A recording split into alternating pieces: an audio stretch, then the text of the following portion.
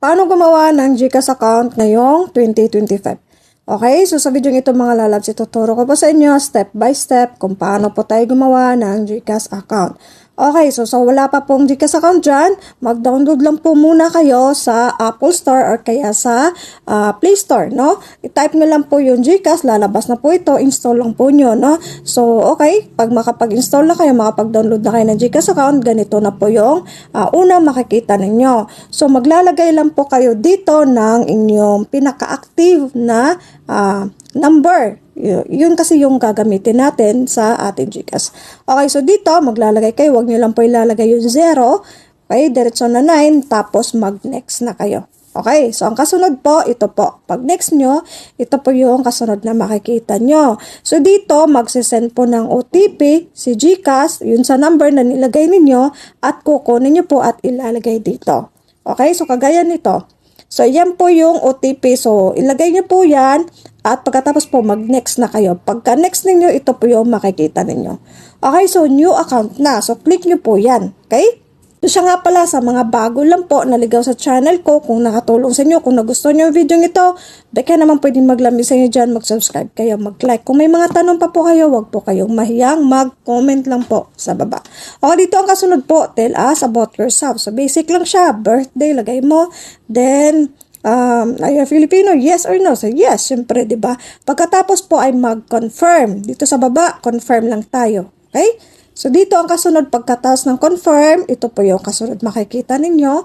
So, personal information lang. So, napaka-basic lang siya mga lalabs. Ano? So, pangalan, middle name. Kung wala kayong middle name, so, i-click nyo lang po ito. I do not have a middle name. Then, last name, ang kasunod po ay yung birthday ninyo, then email address.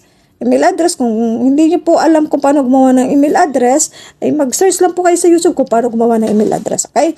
So, dito, kasunod pa ay nationality, so Filipino, diba? Main source of funds, so pipiliin nyo, click nyo lang po yung nasa gilid. Dito, pipili lang po kayo dito yung pinaka-main source of funds niyo, pili lang po kayo dito, kalin dyan. Okay, so ang kasunod po ay yung current address. Okay, so province, municipality, barangay, zip code. Kung hindi niyo po alam kung ano yung zip code niyo, search nyo lang po sa Google kung ano po yung zip code niyo. Lalabas po agad yan. Okay, ang kasunod po ay itong permanent address. Ngayon, kung pareho lang naman yung current address ninyo sa permanent address ninyo, pwede nyo itong i-check yung box, same as current address. Ngayon, kung hindi naman po magkapareho, halimbawa po yung permanent address nyo ay sa Batangas, ngayon ay nasa Maynila kayo at gawa nung nagtatrabaho kayo, then pwede nyo ilagay dito. Yung permanent address ninyo yung sa Batangas. Ngayon, yung current address ninyo kung saan kayo nagtatrabaho or naupa kayo sa Maynila, then Maynila ilagay nyo dito. Okay? So, kung pareho lang, same as current address lang. Click nyo na yan, automatic na siya dito, no? Okay, ang kasunod po ay, dito naman sa do you have a referral code, optional lang naman ito. Okay, so pwedeng hindi maglagay, then mag-next na kayo. Okay, so next tayo. So, napakadali lang po paano gumawa ng ating GCash account.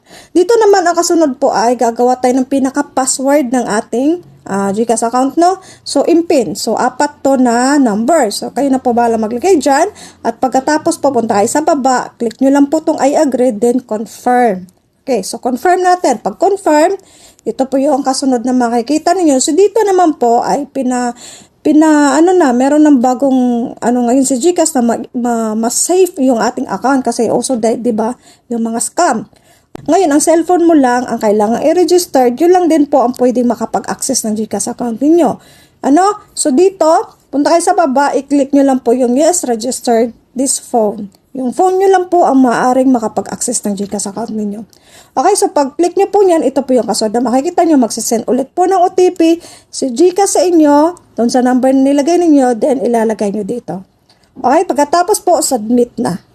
So, ang kasunod po, dito na po, congratulations, account secure ka na. Then, pagkatapos po, punta kayo sa baba, makikita nyo po ito, go to dashboard na. Katapos po, ito na po yung pinakahuli. So, meron na po tayong bagong GCash account. So, kailangan nyo na lang po itong i-verify. So, makikita nyo naman po dito yan, verify now. So, meron po akong video niyan kung paano mag-verify ng account.